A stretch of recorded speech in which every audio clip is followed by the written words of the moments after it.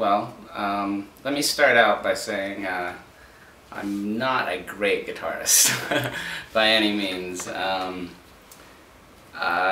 But, you know, actually I started out on the piano and when I was very young, and suddenly I heard this great band called Nirvana, and they changed everything. Which leads to the power chord, which if anybody has started guitar, they're very familiar with the power chord. So, you know, learning this power chord is basically just the root note, the 5, and then the octave. So you have this very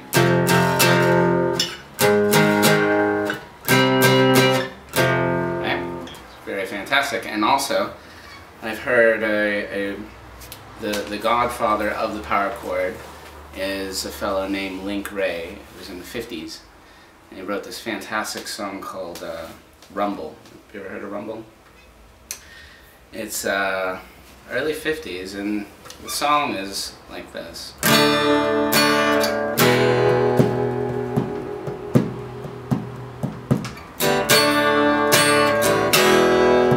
Simple, but the key is that he's leaving out the major third, which gives it that happy major third or minor third. Very sad, but he leaves out the major third, which just makes it a little bit more mean, doesn't it? Just kind of gives it a little something. So, you know, so early on, power chords. And, you know, I was in punk bands, and I had this really cool song called, it's like, I think it's called Conspiracy, and it's like, I was like 10 years old, and it's like, can I swear on this? But it's like, and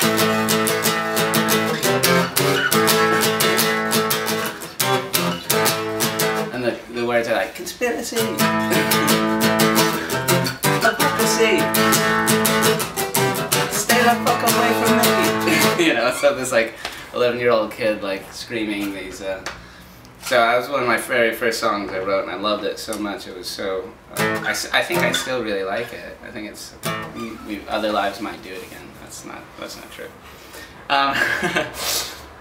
So, anyways, then I obviously after high school started playing the piano, which led me into musical theory and chords.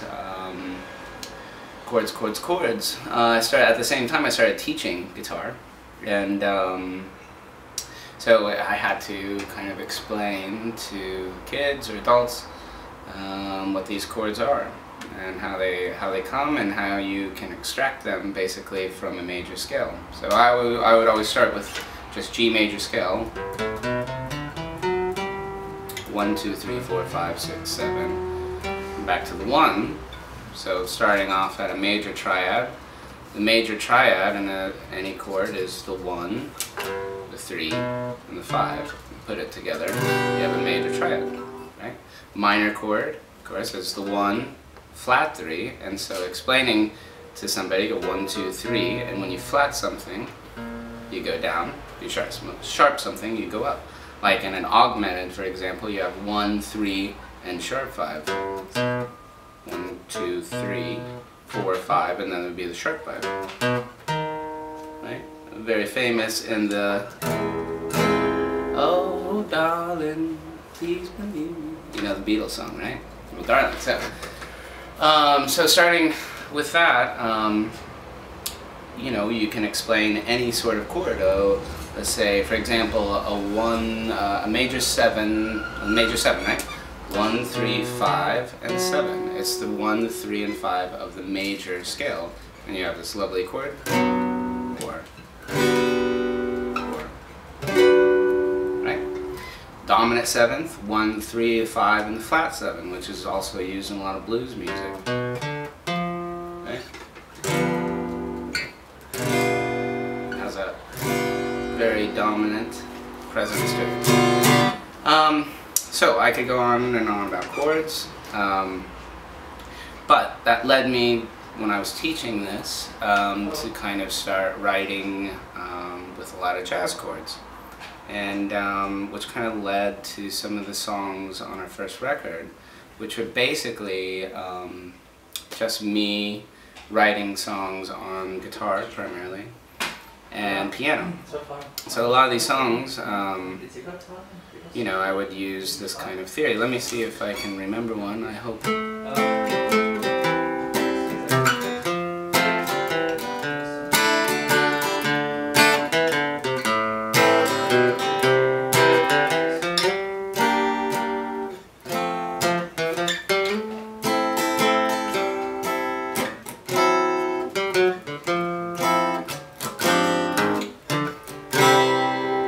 Nice little diddly, and it's primarily just me doing the vocal and playing along with the guitar.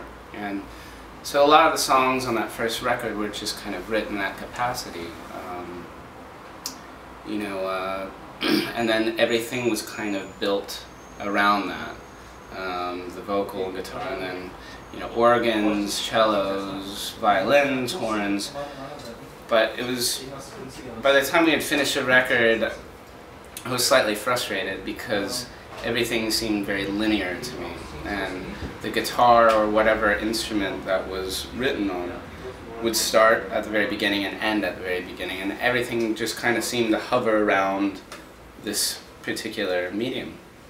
So for the next record, I was very intent on taking the guitar out of the equation, taking the piano out of the equation.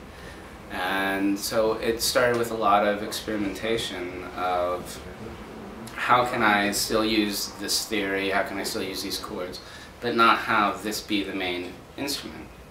So, for example, the first song I came up with on the record, Weather, and I started out, I didn't come up with it on the guitar, I came up with it on the piano, and just came up with a note. Very simple, just a drone. And I recorded that over and over for 4 minutes.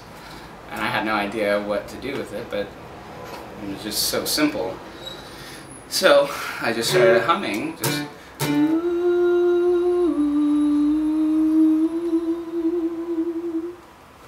layer, layer, layer, layer, layer after layer. And then suddenly I had some, I listened to that note going, and I got on the piano and started fiddling around with chords that might make sense, and then I came up with just very simple.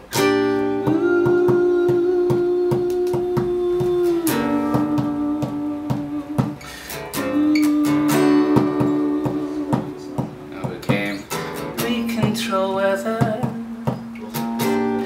we like to roam all of our days, and all of our days, da, da, da, da.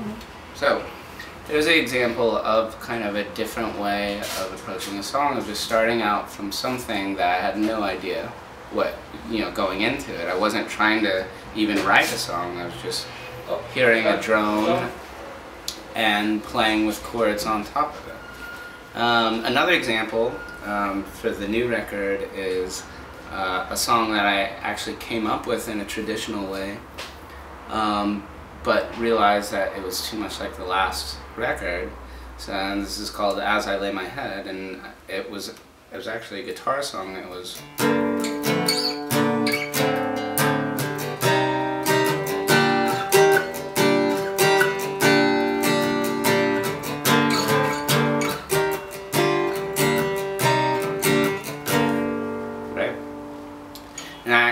I'm just real quick, I'm so fond of these chords. They're in an open G minor, and I learned these chords from an old Baroque song, and I don't even know the name, but it was written in the early 17th century or late 17th century. But this chords are like this. It's very slow.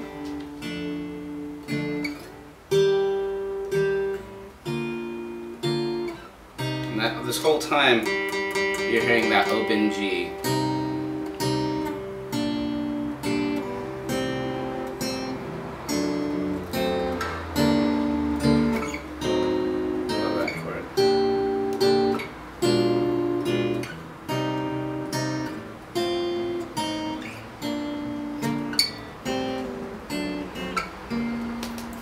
love those chords so much. And so I came up with the song As I Lay My Head based around those chords. But realizing that we were wanting to go in a new direction, we took the root and the major or minor thirds. For example, this is a G minor, but it's just the G and the B flat. This I love so much because this is inverted. This is one of these inverted chords. It's actually a D minor, but you hear the minor third as the root. So it's a lot more interesting to hear.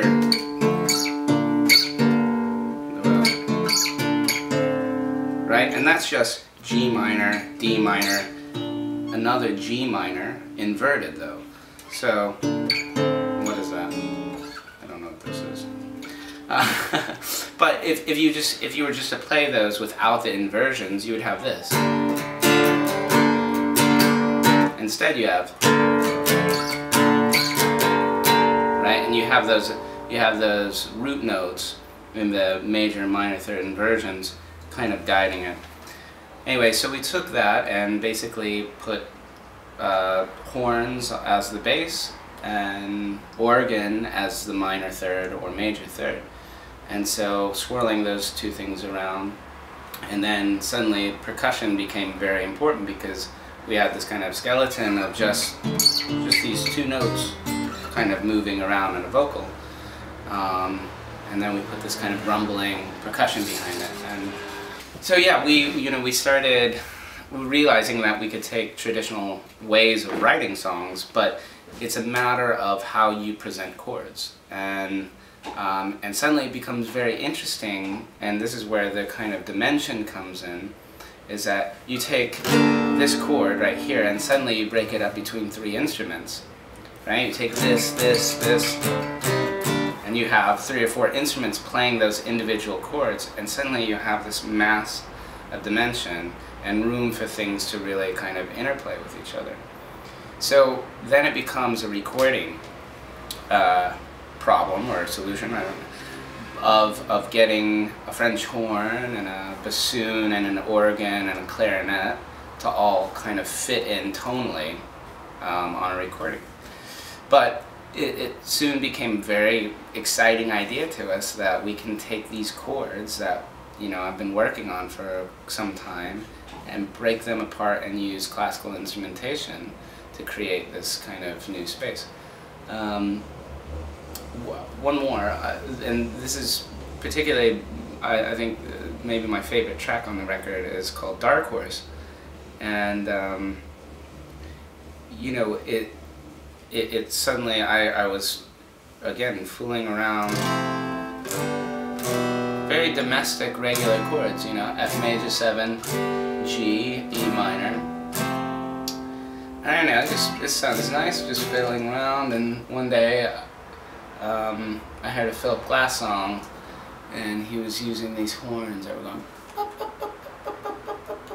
that's a fantastic way to use horns, because sometimes brass and playing like melodies on brass can be almost a little too romantic or a little too regal sounding, and so it was great. It was used in this really percussive way, and so I just took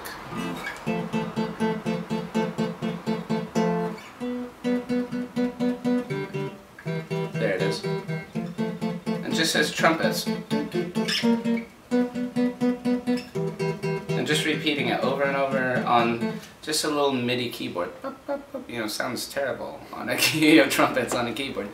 I just kept on doing that, and then suddenly, you start thinking about other things coming in. You start thinking about a bass, and so, in this case, I totally threw out the guitar and was just listening to these horns over and over. And a lot of it, not to digress, but a lot of these songs was picking out just a specific thing and writing, okay, this is going on, and just listening back to it, back and back and back. Maybe coming up with a bass line, maybe coming up with a string line, maybe coming up with a vocal. And I wasn't so concerned about writing a song, but just finding something, finding something new and exciting for me. So that's how a lot of the songs came about, and I think it's such an interesting idea of just listening back in the room, and as you're listening and trying to figure out other interesting things to go with it. And that's how a lot of these arrangements came about. And once those kind of arrangements came, then we would scrap everything, and then of course actually try to record the whole thing. We would try to get from A to B, or wherever the case may be. So that was a technique in the studio. Also, there was a lot of writing in the van as well. I was just stuck with the computer and MIDI, and that same thing of going, I'm gonna do this, dun, dun, dun, dun, dun, dun, dun, dun, whatever it may be, and listen to it and try to find things. And I like this element of chance. There's a chance to it. You're not going, I'm gonna write a song today. You're going, I'm gonna see what's there. And there's a sense that there's already music out there, and it's just up to you to kind of capture it, And I thought that was a really exciting idea. So, those are some of the more kind of idealistic songs, but also there's a few songs on the record that were very traditional. For example, Dust Bowl 3 was kind of almost, I was trying to capture just a kind of a country-esque western sound, and just this riff,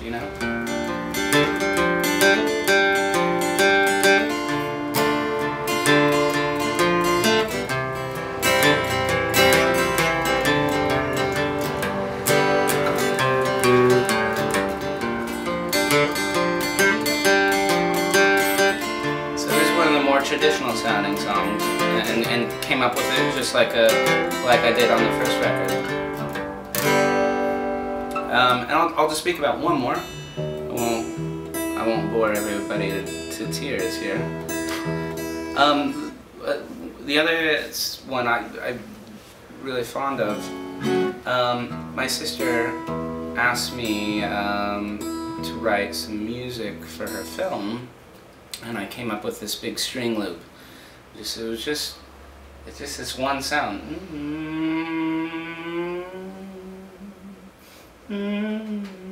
Right? And that's all I had, and I just kind of repeated over and over, but I was so fond of that sound. It was so big and sweeping, and so I was listening to it one day with, I think I had it on an MP3. I was trying to find what key it was, and suddenly this kind of galloping thing kind of came underneath.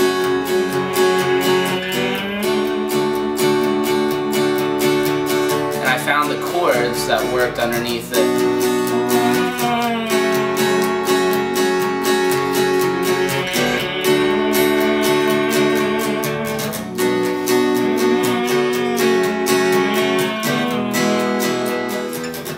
So I had the melody first, and then it was a matter of, I like that, and this, it's very, another thing I'm very fond of Philip Glass, is just this very dun dun dun dun dun dun dun dun dun, and I thought that'd be cool to do the bum bum bum bum bum bum on my guitar, and it doesn't sound anything like Philip Glass, but it's the same technique of the dun dun dun dun dun dun dun. So there you have it. There's a little bit of the beginning and last record and some of the new techniques that I came up with for this record.